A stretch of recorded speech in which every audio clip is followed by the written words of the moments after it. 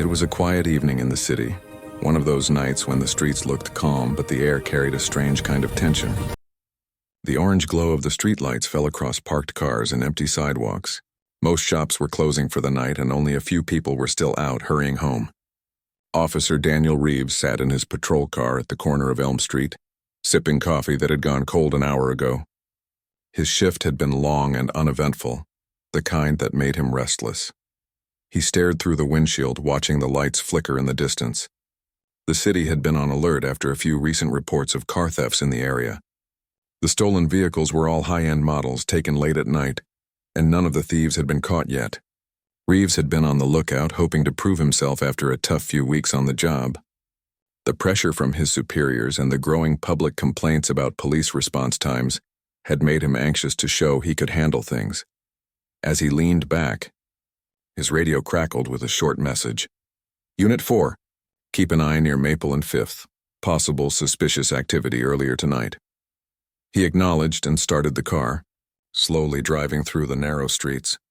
The air outside was cool, and a faint wind rustled the leaves on the sidewalks. A few blocks away, under a dim streetlight, Reeves spotted a man standing beside a dark sedan. The man seemed to be checking his phone, glancing around occasionally. His car door was slightly open, and from where Reeves sat it looked like he might have been trying to open it in an odd way. Reeves narrowed his eyes. His instincts told him something might be off. He pulled his patrol car closer but didn't turn on the siren. Instead, he parked a few feet away and stepped out. The man didn't notice him at first. Reeves walked forward, his hand resting on the baton attached to his belt, a habit formed after years on the force. Evening, Reeves called out. Can I ask what you're doing here? The man turned, startled for a second but calm. Just getting something from my car, he said, his tone polite. Reeves looked around the street, quiet, no one else nearby. This your car? He asked, motioning toward the sedan. Yes, it is, the man replied, nodding. Is there a problem? Reeves didn't answer right away. His eyes moved over the man's clothes. Simple jeans, dark jacket, nothing unusual. But something about the way he carried himself seemed confident, too composed. That kind of calm sometimes made Reeves suspicious. In his mind, people who stayed too calm under questioning usually had something to hide. Can I see some ID? Reeves asked, his tone slightly sharper. The man hesitated, not out of defiance, but confusion. Sure, he said after a moment, reaching into his jacket. Reeves's pulse quickened. For a split second, his training kicked in. A hand reaching into a jacket at night could mean danger. His grip on the baton tightened. The man's movements were slow and careful, but Reeves's nerves were faster than his reason. Hands where I can see them. Reeves barked suddenly, stepping forward. The man froze, raising his hands halfway. Officer, I'm just getting my wallet, he said, his voice calm but tense now. The sound of a passing car echoed down the street, the light flashing briefly across their faces. Reeves's heart thudded in his chest. He'd been in tense situations before, but something about this one made his instincts flare. The silence of the night, the half-open car door, the hesitation, it all built a picture in his mind that wasn't necessarily true, but it felt real enough in that moment. Step away from the car, Reeves ordered. The man did as he was told, moving slowly. His wallet was still in his jacket, but he didn't dare reach for it again. He stood under the streetlight, his expression a mix of confusion and caution. Officer, I haven't done anything wrong, he said quietly. Then you won't mind answering a few questions, Reeves replied, walking closer. He kept his eyes on the man's hands. What are you doing here this late? I told you, the man said. I just came to grab something from my car. I live around the corner. Reeves looked at the car again. The sedan looked well kept, expensive even. It didn't match the run-down buildings around them. He felt that familiar sense of doubt creep in again. Maybe this guy wasn't who he said he was. Maybe he was one of the people the department had been trying to catch. His radio crackled faintly on his shoulder, but Reeves ignored it. He took another step closer. Do you have proof that this is your car? Yes, my registration is inside. I can show you, the man replied. Before Reeves could answer, the man turned slightly toward the car, motioning with one hand. The move was innocent, but Reeves reacted before thinking. He raised his baton halfway, his voice sharp. Don't move. The man stopped instantly, His shoulders stiffened and his jaw tightened. "I'm not reaching for anything dangerous," he said carefully. "I'm just showing you—" "Step back," Reeves interrupted. The tension was thick now, the kind that made every small sound feel louder. The man sighed, frustration flickering in his eyes. "You're making a mistake," he said softly. Reeves felt his chest tighten. Something about those words made him defensive, like he was being challenged. "You want to talk about mistakes?" he muttered under his breath. "We'll see." The two stood there for a few long seconds, neither moving. The wind picked up, carrying the distant sound of a train horn. Reeves's heartbeat pounded in his ears. He wanted to control the situation, but fear had already started to take over reason. Finally, the man lowered his hand slightly as if trying to explain again. "Look, officer, I'm not a threat. If you just let me—" "Hands up!" Reeves shouted again, stepping closer. The sound of his own voice startled even him. The man's hands shot up immediately, eyes wide. For a brief moment, time seemed to stretch. Reeves could feel the weight of his baton in his hand, the rough handle pressing against his palm. He hadn't swung it yet, but his muscles were tense, ready. The man's calm eyes met his, not angry, not scared, just quietly disappointed. It was that look that made Reeves hesitate. He didn't know why, but that simple, steady stare cut through his anger. Something about it didn't fit the picture of a criminal. The silence was broken by the sound of footsteps from the corner. A woman walking her dog had stopped, watching from across the street. Her eyes flicked from Reeves to the man, unsure of what she was seeing. The presence of a witness made Reeves suddenly aware of himself. How he must look right now, shouting at someone who wasn't fighting back. The man lowered his voice. "Please, just let me show you my ID," he said again. Reeves took a deep breath. His hand slowly relaxed around the baton. "Fine," he said, his tone still guarded. Slowly, the man nodded and carefully reached into his jacket again, pulling out a wallet. He opened it and showed his driver's license, along with another card Reeves didn't immediately recognize. He shone his flashlight on it but couldn't read the small print. "This enough?" the man asked quietly. Reeves didn't answer. His mind was still spinning. The situation hadn't gone out of control, but it had gotten close. Too close for comfort. He felt that mix of relief and embarrassment that comes after realizing you may have overreacted. "Where did you say you live?" Reeves asked, still trying to sound firm. "Right around the corner," the man repeated. "I can show you proof if you want." Reeves nodded slowly. "That won't be necessary." He took a step back, trying to steady his breathing. The street was still quiet. The woman with the dog had started walking again, and the night seemed to settle back into calm. But something inside Reeves didn't. He couldn't shake off the uneasiness. The man wasn't a threat, that much was clear now. But there was something about him that didn't fit the picture of an ordinary resident either. The way he stood, the confidence in his voice, the other card he carried that didn't look like a regular ID, it all left Reeves with questions he couldn't quite place. "Have a good night, officer," the man said after a pause.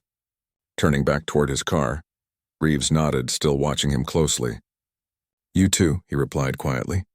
He walked back to his patrol car but didn't start it right away. He sat there staring at the man through the windshield as he got into his sedan and drove off. Reeves felt uneasy.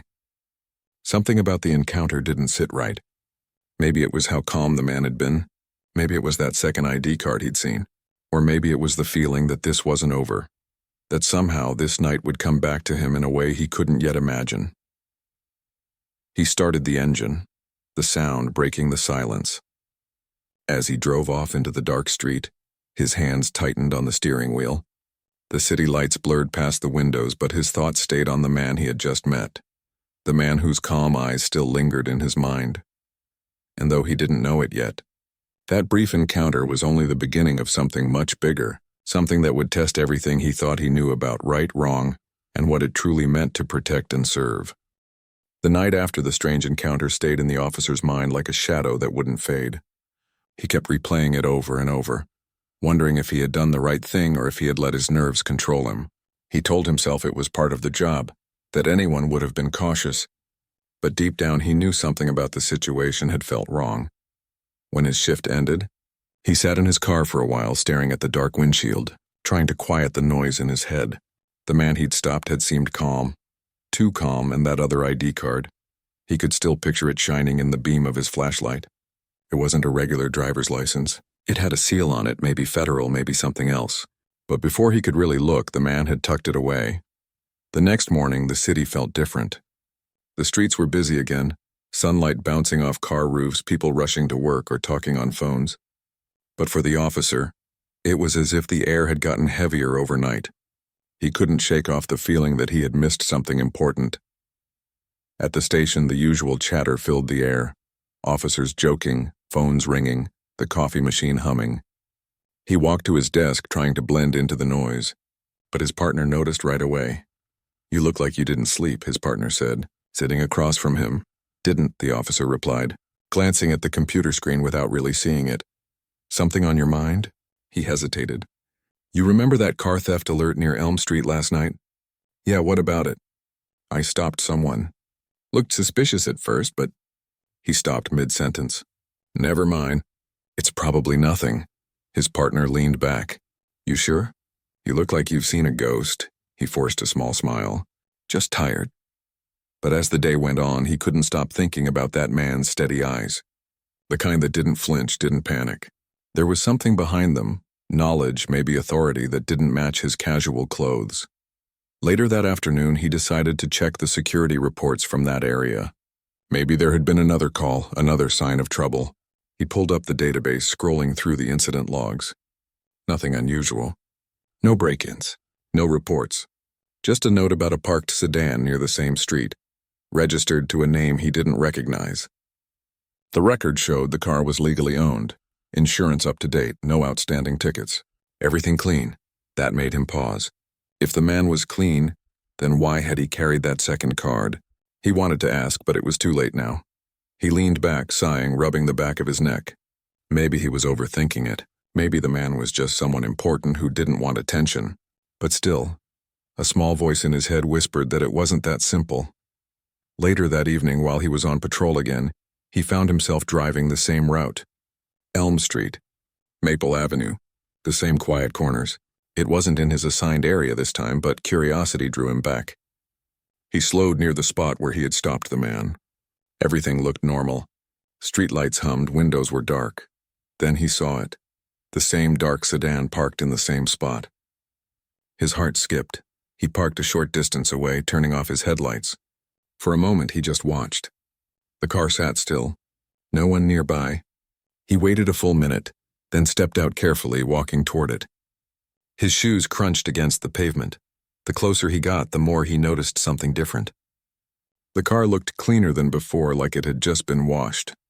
But on the windshield, tucked under the wiper, was a small folded piece of paper. He hesitated, then reached for it. It wasn't a ticket or a flyer. It was a note neatly written in pen. "Next time, ask before you assume." He froze, reading it twice. The words were calm, almost polite, but they hit harder than any shout could have. He looked around quickly, but no one was there. The street was empty. He slipped the note into his pocket, scanning the area once more. His chest tightened. The man had been here again. Maybe even watched him from a distance. When he got back to his car, his radio crackled suddenly. "Unit 4, report your position," the dispatcher said. He cleared his throat. "Just patrolling near Elm," he replied, trying to sound normal. "Copy that." He drove off slowly, but his mind was spinning. Who leaves a note like that? Someone confident, someone who wanted him to think. The message wasn't threatening, it was teaching. The rest of the shift passed quietly, but he couldn't shake the feeling that something larger was at play. The next day, when he arrived at the station, his supervisor called him into the office. The room was quiet except for the hum of the air conditioner. "Close the door," the supervisor said. He did. The supervisor's face was serious. "Did you have an encounter near Elm Street 2 nights ago?" The officer's throat went dry. "Yes, sir. I stopped a man." He matched the description of "Don't," the supervisor interrupted softly. "Just listen." He frowned, uneasy. "You stopped someone you shouldn't have," the supervisor said. "He wasn't a suspect. He wasn't a criminal. And you're lucky he didn't press charges." The officer blinked. "What do you mean?" The supervisor leaned forward. "The man you stopped works with a federal agency. He was on assignment. His presence was confidential, which means you just stepped into something far above your pay grade." For a moment, the officer didn't move. His thoughts scattered. "A federal agent?" he repeated slowly. "That's right," the supervisor said. You need to be careful about who you stop and how. He didn't file a complaint, but he did notify higher authorities. They called me this morning. The officer felt a mix of relief and embarrassment. Relief that he hadn't been wrong about the man being different, and embarrassment for how he'd handled it. He left me a note, he admitted quietly. The supervisor's eyebrows rose. A note?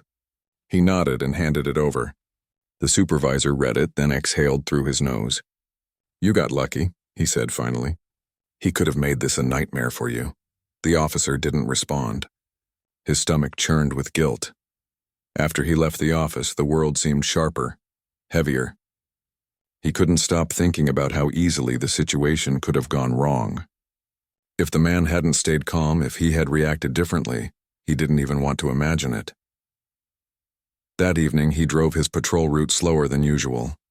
He watched people more carefully, not with suspicion, but with a kind of quiet awareness. Every face told a story he didn't know. Every movement could mean something ordinary, or something he couldn't see. He realized how quickly judgment could cloud truth. One moment of fear, one assumption could change lives. He had seen it happen to others, but now he'd almost become the example himself. As the night deepened, he parked again near Elm Street. This time the sedan was gone. Only the faint tire marks remained.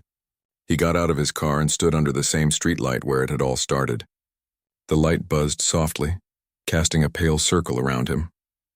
He thought about the man's calm voice, his steady eyes, and that quiet confidence. He had probably known exactly who the officer was, what would happen, and still chose not to escalate it. That kind of control wasn't ordinary.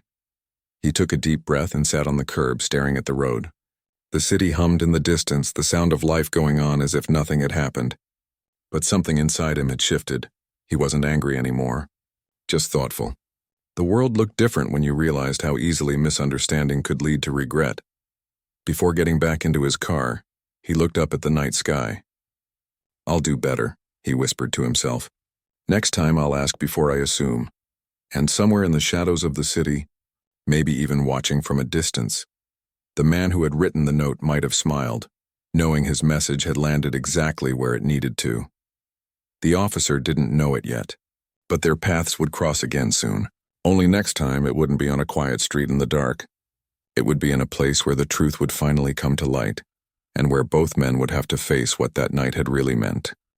The morning sun spread across the city, painting the streets in gold and shadow. People rushed about as usual, but for the officer nothing felt ordinary anymore. He sat in his car outside the station, gripping the steering wheel and staring ahead without moving. The conversation with his supervisor from the day before still echoed in his mind. The quiet warning, the disappointment, the reminder that he had crossed a line without even realizing it.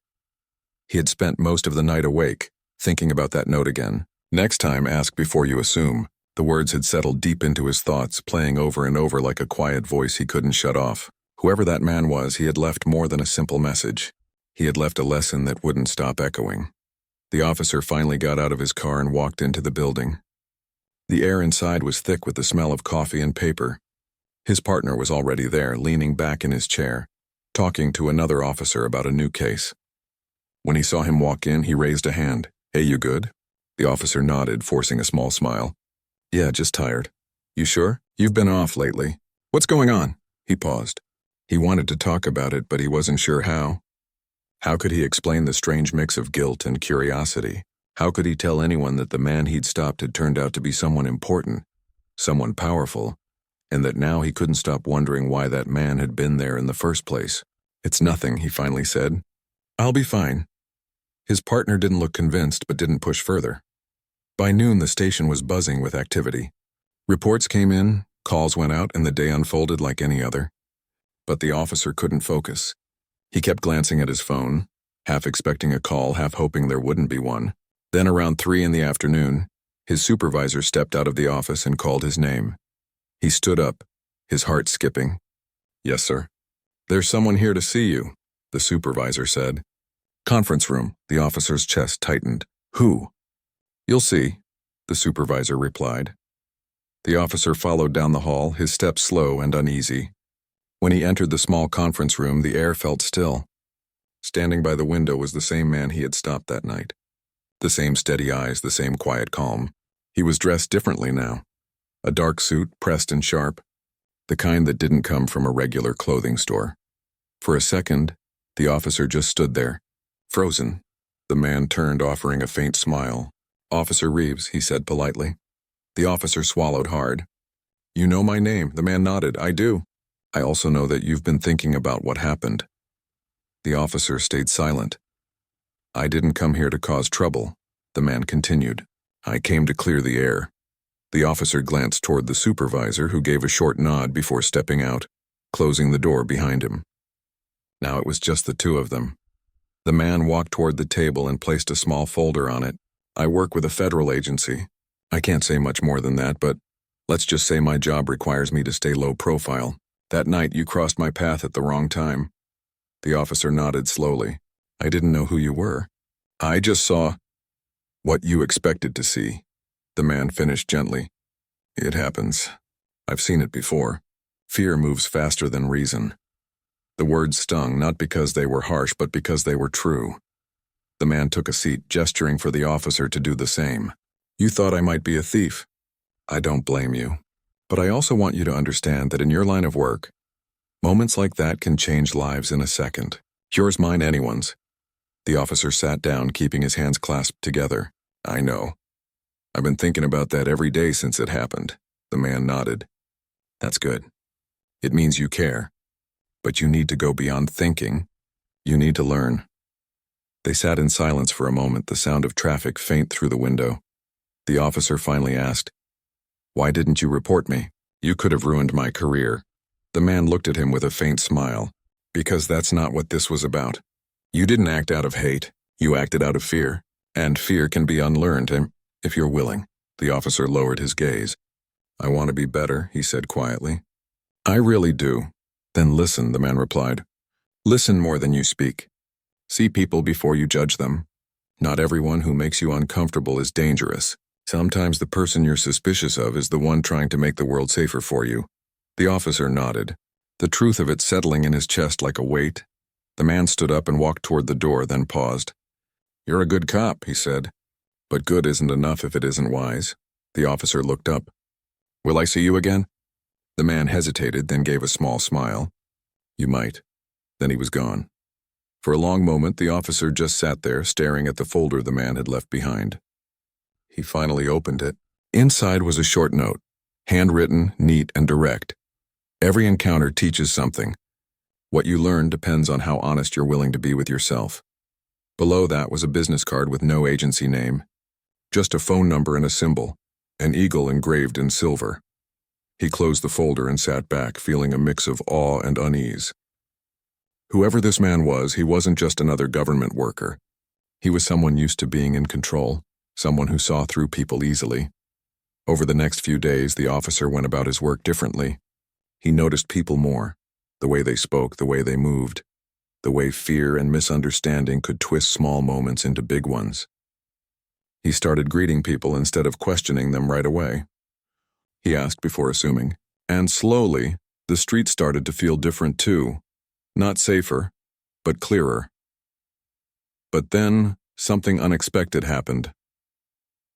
One evening, just as the sun was setting, his radio buzzed with urgency. "All units respond to a situation near City Plaza. Possible threat, request immediate backup." He flipped on his siren and drove fast through traffic. The plaza was crowded, people leaving work, families walking, food vendors setting up for the evening. He parked and stepped out, scanning the area. Another officer pointed toward a man near the fountain, talking on a phone and looking tense. "That's him," the officer said. "He's been standing there for 20 minutes, keeps checking around." The officer squinted and unfroze. It was the same man, the one from that night, the one from the conference room. His instincts flared, but not from suspicion this time, from confusion. The man caught his eye, and for a moment their gazes locked. Then the man gave the faintest shake of his head, a silent warning. Before the officer could move, 2 black SUVs rolled up from the other side of the plaza. Men in suits stepped out, moving fast but controlled. They flashed badges that no one around could see clearly. People began to whisper and back away. One of the suited men approached the officer. "Everything's under control," he said firmly. "Step back, officer." The officer frowned. "What's going on?" "Confidential operation," the man said. "You're not cleared for this."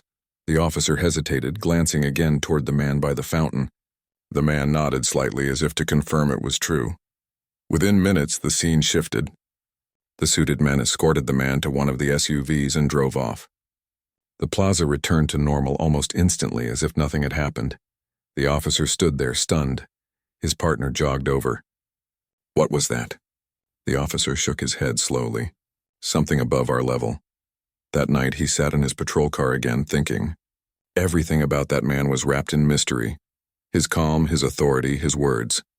But more than anything, what stayed with him was how easily the situation could have gone wrong again if he hadn't recognized the man in time. He looked out at the dark streets, realizing that sometimes the people who looked suspicious weren't the problem at all. Sometimes they were the ones quietly fixing problems the rest of the world never even saw. He leaned back, sighing. The city lights reflected off the windshield, and for the first time in a long while, he felt something like peace. The world was still complicated. Fear was still real, but understanding, that was where change began.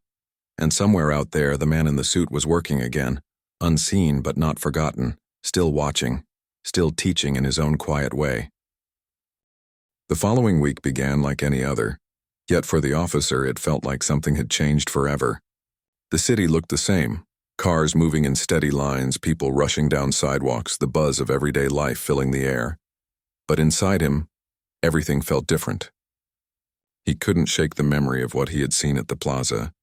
Those dark SUVs, the calm man surrounded by agents, the quiet nod that told him to stay back. It had confirmed everything he suspected. The man wasn't just a federal worker. He was someone with serious authority. But what stayed with the officer even more was how that man had handled everything. Calm, focused, professional. Not once had he shown anger, even after what happened on that first night. The officer thought about that often. It wasn't just about control, it was about grace. It made him realize that real strength didn't always come from power. Sometimes it came from restraint. At the station, the other officers talked about the plaza situation. Rumors spread fast. Some said it was a high-level sting. Others thought it was a drill. No one really knew. The officer kept quiet. He could have told them what he saw, but something told him to stay silent. This was bigger than a street story. A few days later, while he was organizing paperwork at his desk, his supervisor called him in again. The officer walked into the office expecting another routine talk. But the look on his supervisor's face was different this time. Not angry, not disappointed, but cautious. "Sit down," the supervisor said. He did. "You've had quite a few eventful weeks," the supervisor began. "First the encounter near Elm Street, then the incident at the plaza. You've been around the same man both times." The officer nodded slowly. "Yes, sir. It wasn't planned." "I know," the supervisor said, leaning back in his chair. "But now it's drawn some attention. Higher-ups have been asking questions. They want to speak with you." "About what?" the officer asked, frowning. "About him," the supervisor said simply. "The agent you stopped that night. They want to hear your side." The officer felt a flicker of unease. "Am I in trouble?" "Not exactly. But be careful with what you say. These people work on things we don't get briefed about. Just answer their questions honestly." The officer nodded, though his stomach felt heavy. That afternoon he was escorted to a government building downtown. The place was clean, quiet, and strangely empty. He was led to a small interview room. Plain walls, a single table, 2 chairs. After a few minutes, 2 men walked in. Both were in suits, their faces unreadable. "Officer Reeves," one of them said. "Thank you for coming." He nodded. "Of course," the man continued. "We're aware of your recent interactions with one of our agents. We're not here to discipline you. We just want clarity." The officer relaxed slightly. "I understand." "You encountered him during a routine patrol," the man said. "You didn't know who he was?" "That's right," the officer replied. "I thought he might be involved in a car theft. He matched a vague description and I was acting on instinct." The man studied him carefully. Instinct can be useful, but it can also be dangerous if it's not grounded in observation. The officer nodded again, knowing exactly what he meant. The second man, who had been quiet until now, leaned forward. Do you know why he didn't file a complaint? The officer shook his head. I've been wondering that myself. He didn't because he saw potential, the man said. He believes you're someone who can learn, someone who can change. That's not something he says about many people. The officer blinked, taken aback. He said that? The man gave a small nod. Yes, in fact, he requested that you be included in a new community program our department is helping fund. It's designed to build better understanding between local officers and federal agents. The officer hesitated. He wants me to be part of it? He recommended you, the man said. Personally. The room went quiet for a moment. The officer sat there, unsure how to respond. He wasn't expecting praise, especially not from someone he had wronged. Finally, he said softly, I don't know what to say. Say yes, the man replied. It's an opportunity to grow, to see things from a side most officers never do. The officer nodded slowly. Then I'm in. When he walked out of that building later, the city air felt lighter. He didn't know exactly what this program was, but he felt a strange sense of hope. Maybe this was his chance to make something right, not just with that man, but with himself. The next few weeks moved quickly. The officer began attending workshops, small meetings, and training sessions that were unlike any he had been part of before. They weren't about tactics or weapons, they were about people. Communication, bias, empathy, and understanding. The lessons were deep, sometimes uncomfortable, but always meaningful. At one of the sessions, the guest speaker walked in late. When the officer turned to look, his heart skipped. It was him again. The agent. Calm, focused, wearing the same unreadable expression. When he took the stage, the room went quiet. I'm not here to lecture, the man said. I'm here to remind you why you wear the badge in the first place. It's not for power. It's for service. It's for understanding people, not controlling them. His voice carried a quiet authority that drew everyone in. The truth is, every time an officer meets a stranger, it's not just one person meeting another. It's generations of history meeting at once. We all carry stories, experiences, fears. What matters is how you choose to see the person standing in front of you. The officer listened intently. Every word hit close to home. After the session, he approached him. You really believe that? He asked quietly. The man smiled faintly. I've seen it. Change happens when someone decides to listen. They talked for a while after that, not as officer and agent, but as two people who understood how easily things could go wrong and how hard it was to make them right. Over the next few months, they met several times through the program. Each time, the conversations went deeper. The agent shared stories about undercover work, about mistakes, about what it meant to carry responsibility quietly. The officer shared his own struggles, the stress, the fear, the constant need to make split-second decisions that could define him forever. Slowly, a mutual respect began to grow between them. What had started as a tense, unfortunate encounter had turned into something rare, understanding built from conflict. But not everyone saw it that way. Some officers at the station began whispering about him, that he'd gone soft, that he was too close to the suits. Others said he was just trying to protect his job. He ignored them. For the first time in years, he felt like he was actually learning something that mattered. One evening, after a long day of meetings, he found himself walking through the city again, the same streets where everything had started. He passed the corner of Elm Street and stopped. The same streetlight flickered faintly above, and for a moment he remembered that night in perfect detail. The tension, the fear, the mistakes. But now, standing there again, he felt calm. He knew if he could relive that moment, he'd do things differently. He'd ask first. He'd listen. He looked up at the sky, a soft smile touching his face. Maybe this was what change really felt like. Quiet, personal, steady. Later that night, as he drove home, his phone buzzed. It was a short message from an unknown number. Good progress. Keep learning. No name, no signature. But he didn't need one. He knew exactly who it was. He smiled to himself and set the phone down, the city lights passing in gentle streaks outside the window. For the first time in a long while, he felt proud of who he was becoming. Not because of his badge, but because of what he was finally learning to see behind it. He didn't know what the next chapter would bring. But one thing was certain. His story with that man wasn't over yet. Something bigger was waiting ahead. Something that would test everything he had learned about humility, courage, and what it truly meant to serve. The months passed quietly, yet they were full of change. The officer had become a different man from the one who stood under that streetlight months ago. The world looked new to him now, not softer, but clearer. He had started to see people differently. Every person he met carried a story, and every story had a reason behind it. He'd learned to pause before reacting, to ask questions instead of making assumptions. The new training program had opened his eyes in ways he never expected. It wasn't easy.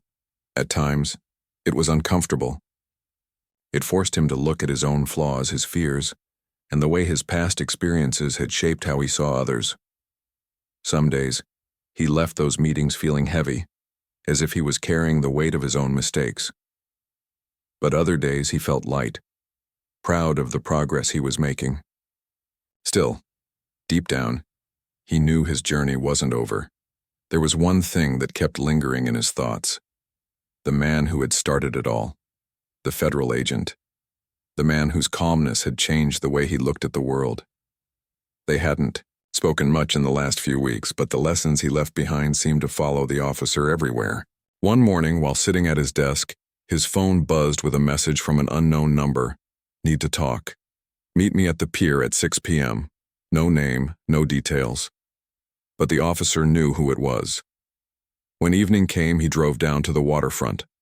The sky was painted in shades of orange and gold, and the air carried the scent of salt and rain. The pier was quiet, with only a few fishermen scattered around. Standing near the end of it, looking out over the water, was the man he'd been waiting to see.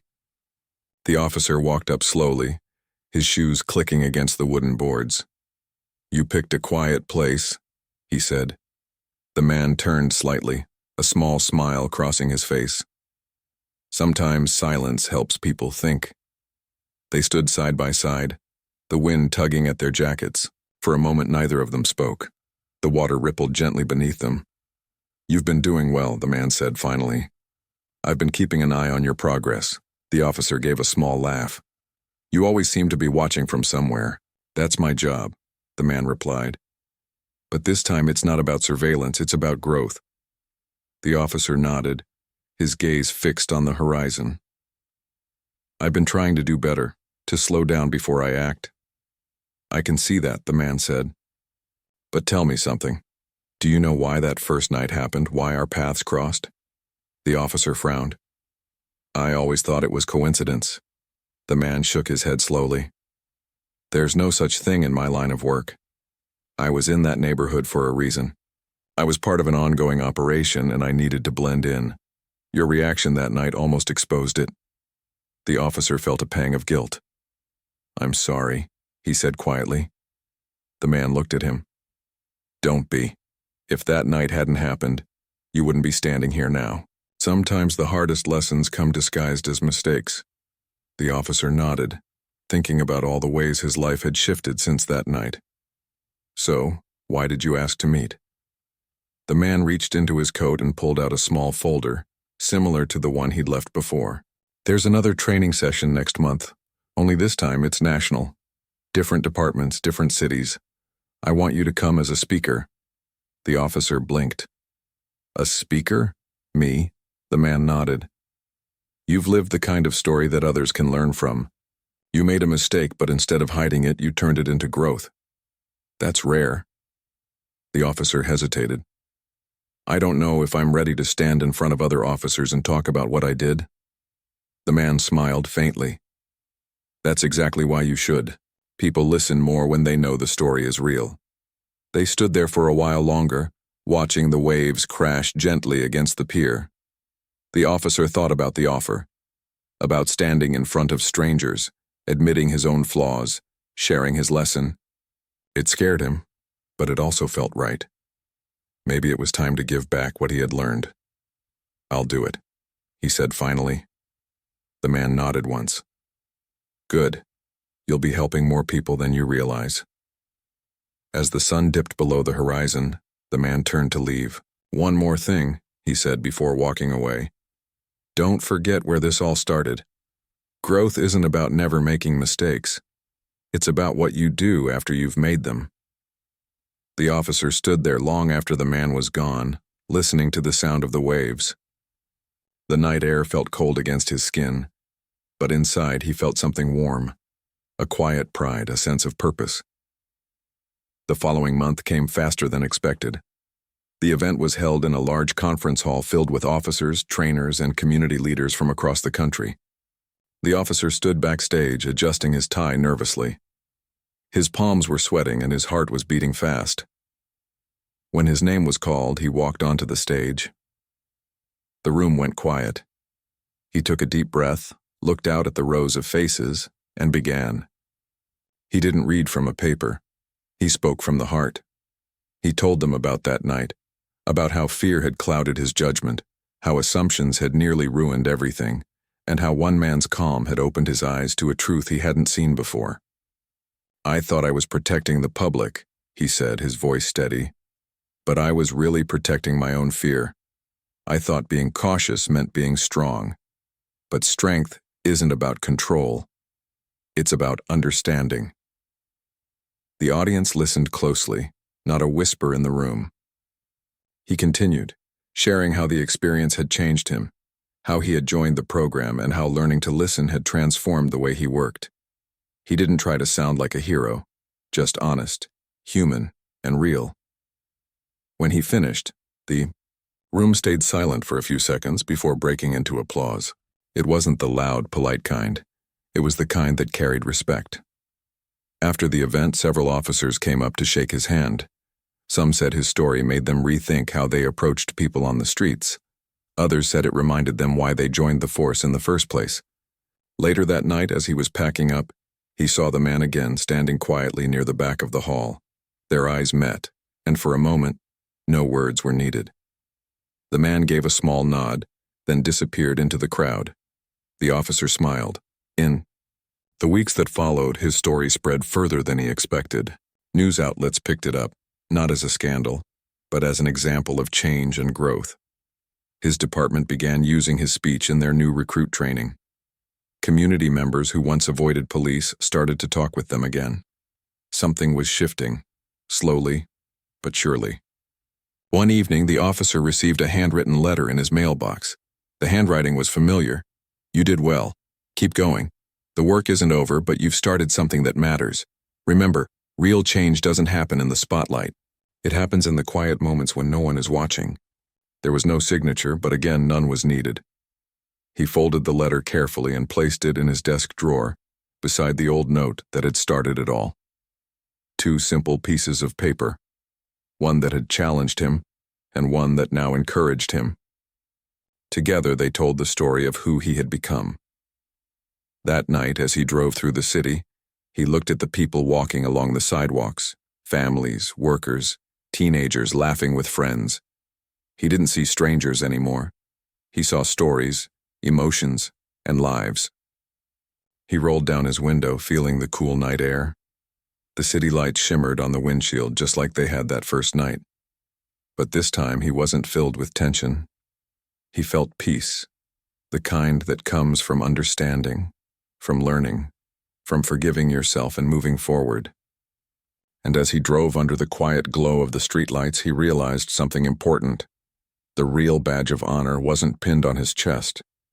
It was the one he carried inside, the one that reminded him every day to be human first and an officer second.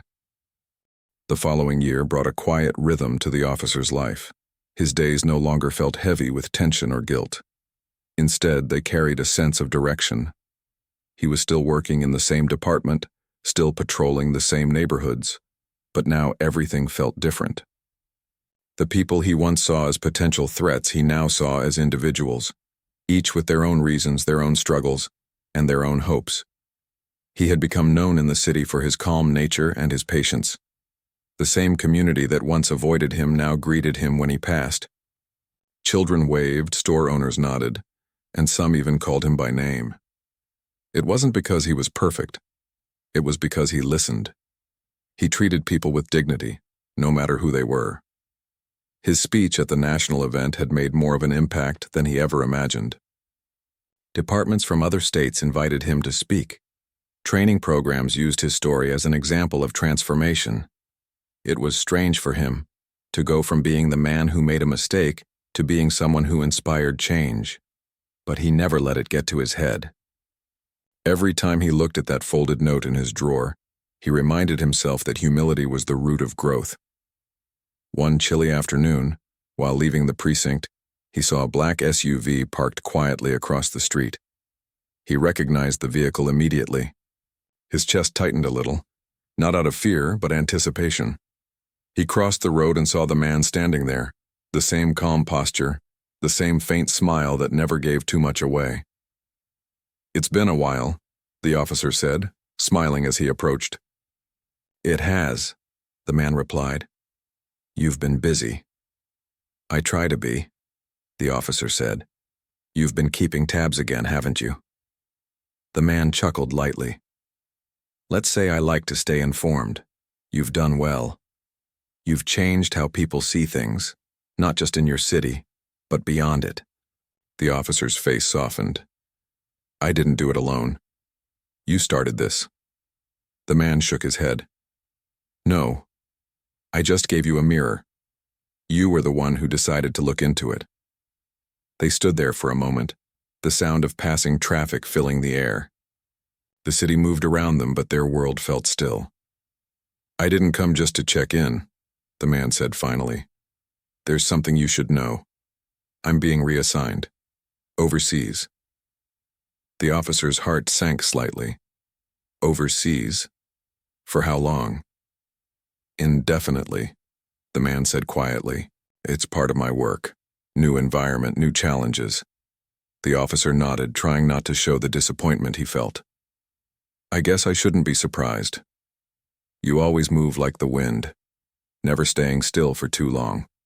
The man smiled faintly. "It's part of the job.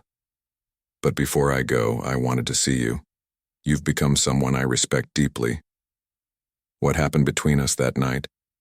I never imagined it would lead to this." The officer laughed softly.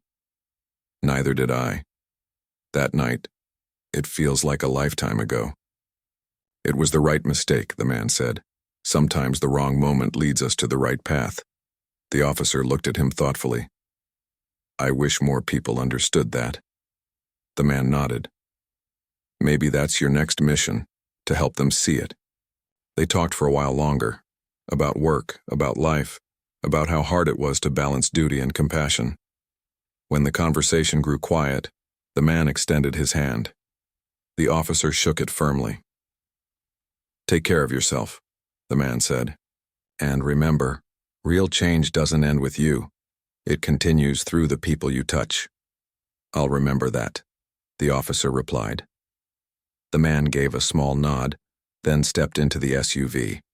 The door closed, and just like that, he was gone. The car disappeared into the busy street, leaving the officer standing there with the wind brushing against his coat. He stayed there for a long moment, staring down the road where the car had vanished. Then, slowly, he smiled. The man might have left, but his influence wasn't going anywhere. It was now part of him, woven into everything he did. Over the next several months, the officer threw himself into new projects. He worked with community leaders to create outreach programs that connected police with neighborhoods in better ways. They organized workshops, youth mentorships, and open discussions. Slowly, the walls that once stood between the police and the public began to fade. One night, after a community meeting, a young recruit approached him. The recruit looked nervous but determined. "Sir," he said, "I read your story, the one about what happened years ago. I just wanted to say, it made me think. I joined this job because I wanted to help people, but I was starting to lose sight of that. Your story reminded me why I started." The officer smiled and placed a hand on the recruit's shoulder. "Don't forget that feeling. It's easy to lose it when things get tough, but that's when it matters most." The recruit nodded, and the officer saw something familiar. In his eyes, that same fire he once had, the kind that could go in the wrong direction if not guided carefully. He promised himself to look out for him, just as someone once had for him. Seasons changed. The city moved on, but the lesson stayed. One evening, while cleaning his small office, the officer found something tucked behind the old training manuals. It was a plain envelope, no stamp, no name. He opened it carefully. Inside was a folded sheet of paper with a simple note written in neat handwriting. Heard about your work. Proud of you. Keep building bridges, not walls. An old friend. The officer sat back in his chair, smiling. He didn't know how the man always managed to send these things, but somehow he always did. He carefully folded the note and placed it with the others in his drawer, his private collection of reminders that life could change direction in the most unexpected ways.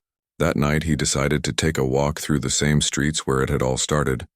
The neighborhood looked different now, cleaner, calmer. There were new murals on the walls, one of which showed two hands reaching out toward each other, almost touching. He stood there for a moment, staring at it. A young boy nearby noticed him and said, "Hey, that's the mural for peace. It means people should listen before they fight." The officer smiled. "That's a good message." The boy grinned and nodded proudly. "My mom helped paint it." "That's even better," the officer said softly.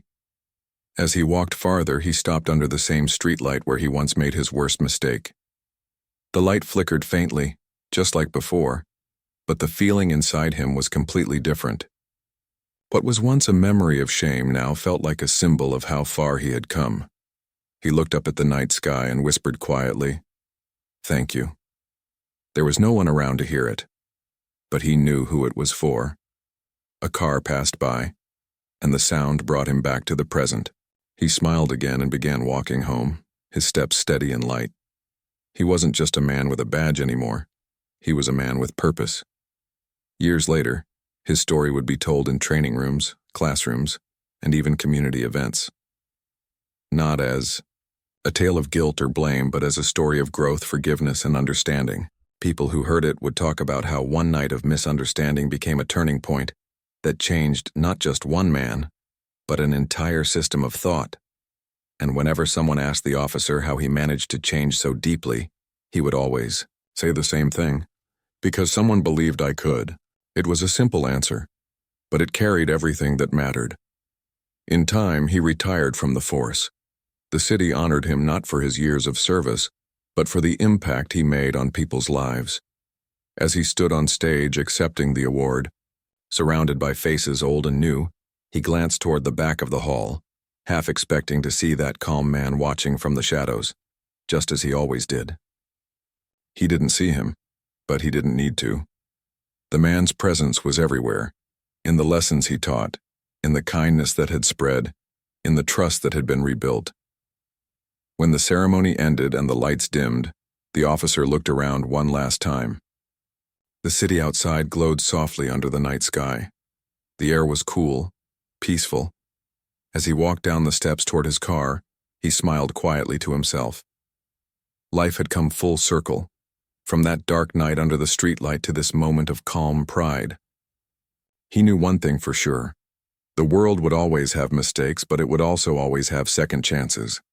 And sometimes, all it took was one person, one stranger, to show that even the worst moments could lead to something better.